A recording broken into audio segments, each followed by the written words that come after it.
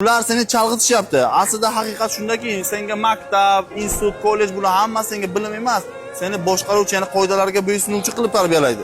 Hozir avvalgi zamonda emas, informatsiya juda ham tez tarqaladi. Shuning uchun chalg'ituvchi omillarga juda ham ko'p e'tibor beriladi. Masalan, futbol, TV, ko'rsatuvlar, million, boshqa konsertlar, bular hammasi seni chalg'itish uchun. Chunki informatsiya juda ham tez tarqalyapti. Hattoki shu informatsiyani tezroq esingdan chiqarishing uchun senga boshqa xil kontentlar, ochiq qizlar, boshqa narsalar propaganda qilinadi. Bu narsa fakt. Bu narsa tizim orqali matritsalashtirilgan. Seningcha nima uchun hozirgi vaqtda fash ochiq oydin targ'ib qilinyapti? Chunki bu seni asl mohiyatingdan, asl maqsadingdan chalg'itish uchun qilinayotgan eng yaxshi propaganda. Balkim bu gaplarim orqali men o'zimni hayotimni xavf ostiga qo'yishim mumkin, lekin sen tushunmasang bu hammasi befoyda tizimda yashayverasan. Tushun, ularga aqlli insonlar kerak emas. Aslida yo'q, unday emas desang, senga bitta narsani aytaman. Tarixda jadidlarni, qatag'onlar nima uchun bo'lgan? Nima uchun kuchli, bilimli insonlarni yo'qotishgan, o'ldirishgan? Bu narsaga asl sabab insoniyat o'zini tushunmasin deyilgan. Chunki ularni boshqarish keyin qiyin bo'ladi.